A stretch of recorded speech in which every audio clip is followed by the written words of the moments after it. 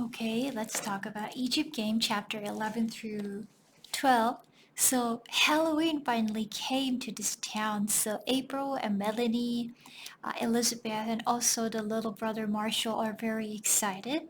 So, they're going to dress up as Egyptians for the Halloween festival.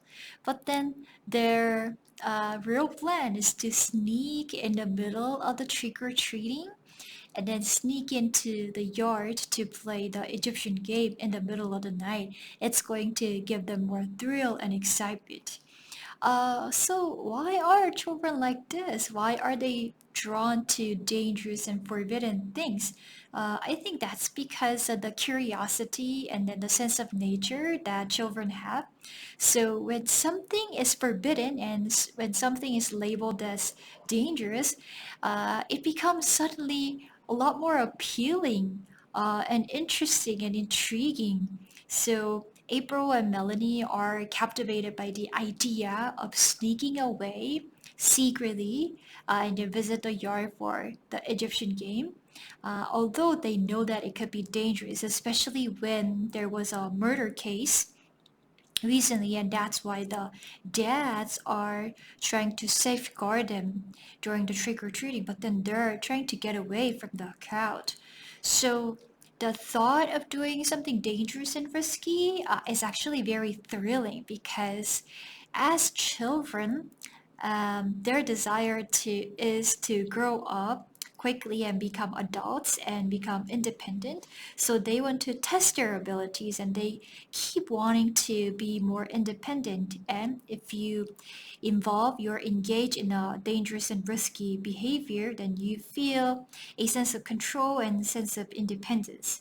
Um, it's not okay to do something too dangerous so that it could even threaten your life, but then doing something dangerous can test your ability and learn more about yourself. It's a process of growing up. But if April, Melanie, and those kids were my own kids, I would freak out and I would never let them out of the door for at least 4 weeks. I am going to scold them very much.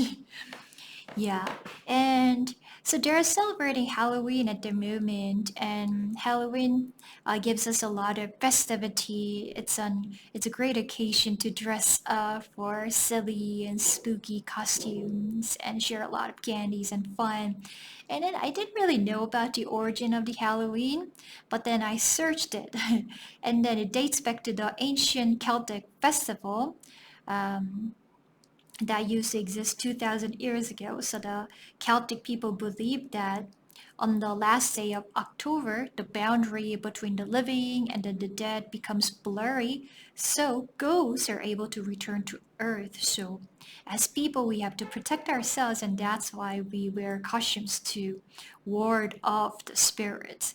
Well, there are some fans of Halloween because it's a festival where we can be as creative as we want. We can wear spooky and then silly costumes, and then it's a great opportunity for people to get together and have fun while trick or treating and hold parties. But then there are some concerns about Halloween as well. So the images are unnecessarily scary and frightening, especially for little children. And there's a great concern for safety when a lot of people gather in a small cramped area that causes there's a possibility um, for accidents. Yeah. And then Halloween is too commercialized. It's a great opportunity for businesses to make money while people are being duped and deceived and paying a lot of money for a short-lasting pleasure. My favorite holiday is definitely Korean Thanksgiving. Korean Thanksgiving is approaching at the moment. It's gonna be in September, so 1 month left.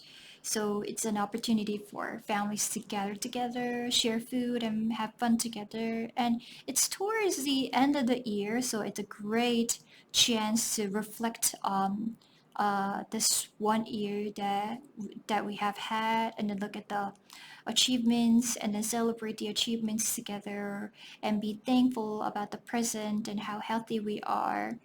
and also look forward to the next year together. Yeah, so I hope you guys can have a great end of August and also prepare well for September for the new semester and look forward to the Korean Thanksgiving together. Okay, thank you so much for listening.